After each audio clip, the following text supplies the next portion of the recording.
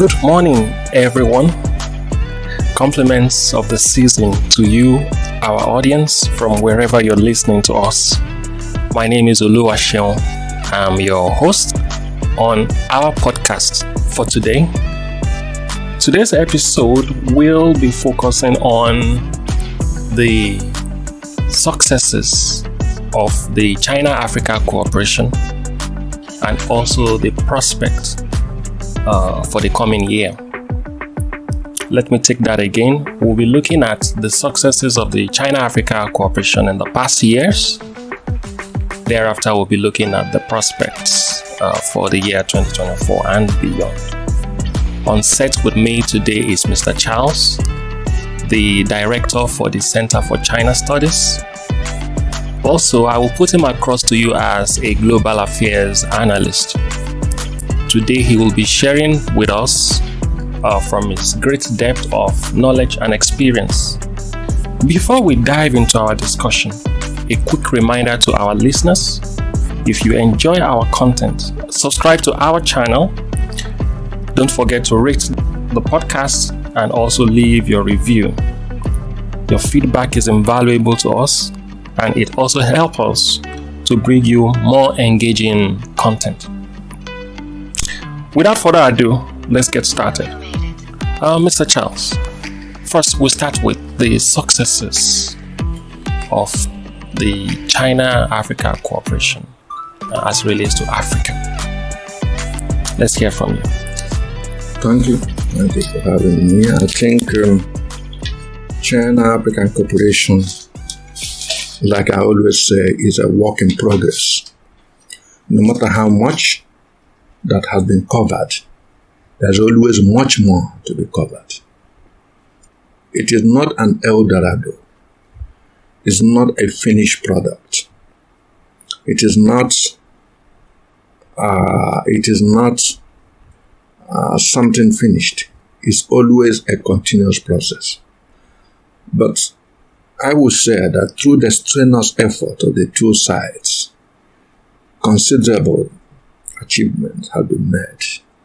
I will reflect specifically on outcomes of the process in the past 1 year.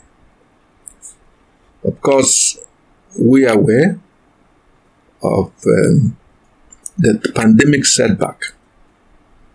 The setback in the cooperation occasioned by the outbreak of the COVID-19 pandemic in the early 2020s, and which followed up to 2021 and some part of 2022.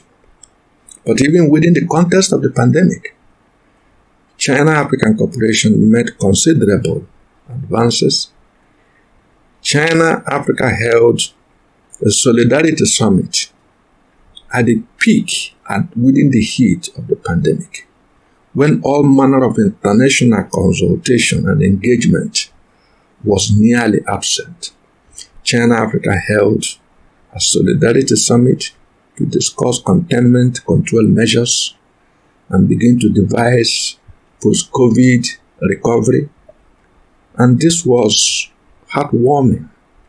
It was a visible international engagement, suggesting that no matter the adversity or the challenges, China-Africa will always rise to the occasion. Thank you for staying tuned. That has been Mr. Charles sharing with us his reflections, which is specifically on the outcomes of the China-Africa cooperation in the past few years. For recap purposes, in this segment, he spoke about the continuous nature of China-Africa cooperation, the strenuous efforts and the considerable achievements. He also mentioned the impact of the COVID-19 pandemic on this process and the Solidarity Summit that was held at the time.